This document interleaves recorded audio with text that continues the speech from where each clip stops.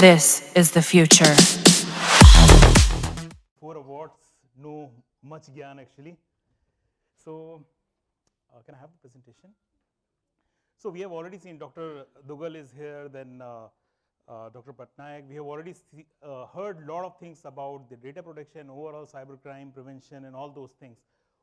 And then we have heard about the technology side as well. So, probably I'll try to double click some of the aspects that we have already discussed. I'll try to be a bit quick on that. This decade, if we look at, we call it as a decade, right? And we as individual industry ecosystem or at a national level, we cannot afford to miss leverage of technology for our growth, for our sustenance. But at the same time, if you see cyber, we are considering as the fifth domain of the war after air, sea, land, and space. So this is also emerging. So we need to see both the things hand in hand. And if we see all those things together, we'll have a lot of dimensions that we need to cover from the regulation side, from the technology side, and from the overall ecosystem perspective, from the preparedness side. Now, as we say, cyber is emerging as a domain of cybercrime as well. It is triggering a lot of negative aspect as well. See what's happening actually. If you look at the volume, and the velocity of the digitization has significantly paced up in last couple of years. All the initiatives at a national level, what government of India is taking, at industry level, what we all are taking to digitize each and every process, that is actually giving and opening up a lot of threats and lot of the gamut which is increasing with that kind of digitization in the ecosystem. Now, unbundling of transaction processing. If you just take financial processes or any other processes as well, now we are moving and adopting innovation, and processes are getting unbundled. If you look at DPIs like UPI, where an architecture level intervention was done by the government, and then a lot of startups, innovators are joining that thread and creating a lot of opportunities from the service delivery perspective, from the efficiency, effectiveness perspective. That is actually unbundling the process and creating a lot of scope for the negative side people to leverage it. The aggregation of information and the user context. As an individual or as an organization, we are engaging with the systems and the processes in a very different way now, given the digitization perspective. And the kind of data that we are generating, and that's why we have now a data protection bill as well to protect us. But this is something which is actually creating tremendous opportunities for the adversaries to leverage it. Then the new modus operandi. Every time you will see the adversaries, if you take digital crime kind of perspective, every day there is a new modus operandi. Now, emerging tech, these adversaries are also leveraging in a big way. When generative AI came in, people have started leveraging generative AI for voice generation or all those kind of things to create a lot of different ways to create crimes or act on that. So those kind of things are happening, and the cross-border nature of this domain itself is creating a lot of challenge, because it's very difficult for us to attribute those crimes on a country or an individual or an organization, whether we are talking about a state or a non-state. And now there is another term that we call it quasi-state sponsored activities. So those kind of things, and this is creating a very complex ecosystem from the crime perspective or cybersecurity threat perspective. Now, if we double click this, from the user perspective, this is just like an example I have taken from the financial transaction perspective. The kind of cognitive burden in, day out, we are making digital transactions. In India, if you look at, it is a bit old stat, but somewhere around 17 trillion transactions we are, in terms of value, we are making on the digital platforms. Almost 11 billion transactions in terms of volume. It's happening from India, just in India. Many of the global economies will not be of that kind of size, right? The kind of cognitive burden that is happening at the level of that individual who is making those kind of transactions is too much.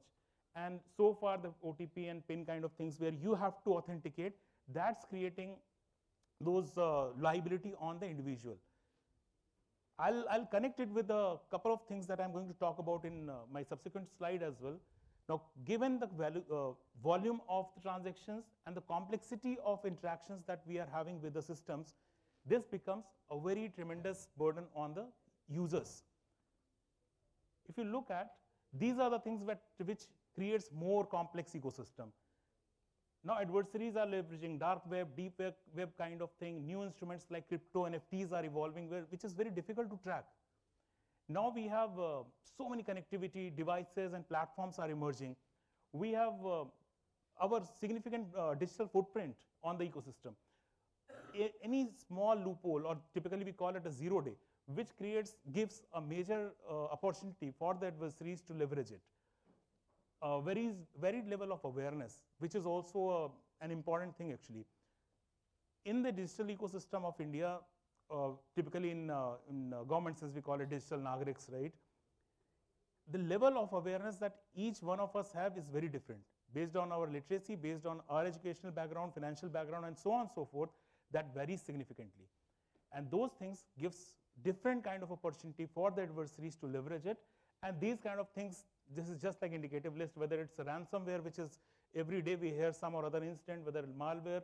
Now malware as a services which is evolving and leveraging the dark web networks, people are making it like a very simple to use kind of thing, right?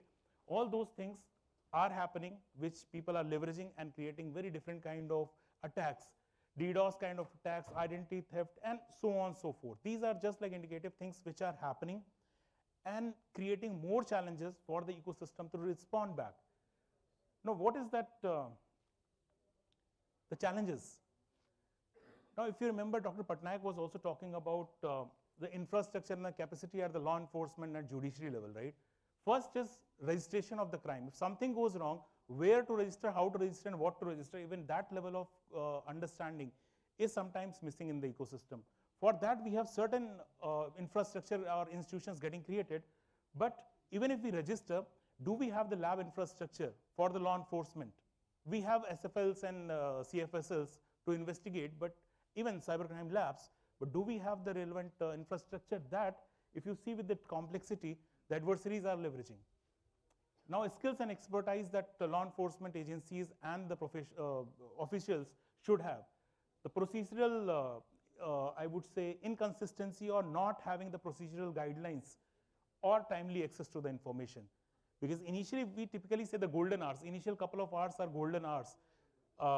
Dr. Duggal was talking about the certain directions, right? 6-hour reporting. That is actually gives that golden hour kind of opportunity for the institution to respond back. These are the things, if we work on those elements, probably we'll have a more matured and the strong ecosystem. Certain things that we have already done, like cybercrime reporting portals or 1930 kind of helpline, which is actually helping to register the crimes or getting some sort of support. I4C kind of institution that got set up. If you connect it with the cross-border thing, even in the country, state to state, interstate collaboration is a difficult thing to happen. In that case, the cybercrime coordination center under MHA is playing a tremendous role here. CERTIN is playing a tremendous role to respond to the incidents, and similarly other things like RBI or other institutions or regulators are coming up with different kind of things on institutions to respond back. If you look at sectoral efforts, from the awareness to fraud management to architectural level or control level interventions, whether it's RBI, TRAI, IRDAI or SEBI, everybody is now coming up with a cybersecurity regulations. Those kind of things are actually triggering and helping us to address the complexity of this cybercrime as a domain and creating a support system. Now with this background, if we see what these are like a problem set. Now if we look at what we need to do against this. So against the design things, for example, if you look at UPI, it's a design and architectural intervention that government has made, so we need to look at from that perspective, the kind of a scale and the velocity that we have in the digitization, the proactive actions that we need to take, the proportionality of the digitization, how it's happening and what's our way to respond, and timely support that I have just talked about. All those things if you look at, but at the same time, having that perspective that we are not going to curb the digitization paradigm change, because that's the need of our. If we look at all those things, we need to see some of those elements that are required to sort of consider while we are looking at the regulations or any action that we are taking. While we are looking at the digitization journey of our organization or at a national level, we need to see how are we going to address the different kind of cyber crimes which probably can be created out of this digitization plans. So that should be there by design. Previously, Dr. Patnaik was talking about, now privacy is not something which is just limited to IT, right? It is beyond IT, and all the facets have to include this privacy by design kind of thing. Here, the cyber crime or that cyber threats addressal should be there by design when we are conceptualizing our digitization plan itself. Reducing the cognitive burden, because if we increase the cognitive burden, we are going to limit the possibility of these users to come on board on our digital platforms. Proactive monitoring of the fraud. How it's happening, actually, we are mostly responding to the frauds. That has to be changed. It's not the time, typically we see now the time has moved from the real-time response. Now it is about the overall security thought process I'm talking about. Now that has changed from real-time response to resilience and responsiveness. Now question is not that whether attack will happen or not. If it happens, how are we going and how fast we are going to respond to those things. Those kind of things, proactive way of managing that thing should be considered while we are just taking the first step. Now quick and early response and instance of crime, like certain kind of direction is there, and similar institutions are getting created which are going to address that. And at individual level, at institution level, we need to have early response mechanisms built in place. While probably it is a crisis management plan or similar kind of things that we are making, we need to have such things in place. Definitely the LEA and judiciary capabilities, not just limited to capacity building. Typically we look at judiciary or law enforcement from capacity building perspective. Now we have to look at capacity building definitely, but at the same time the capability building, where we are talking about the tools, technologies, induction on their day-to-day activities. Those kind of elements are required to be addressed here. And the cross-border elements, that definitely it is important, because most of the time things are happening from outside and it's difficult to attribute, but we need to find out maybe through bilateral or multilateral that cross-border engagement should be increased through different mechanisms. Now out of this, how we'll achieve that? If we need to see how are we going to achieve this, so first is the technology thinking and the system thinking. Given the scale and complexity involved, we need to manage things with the technology.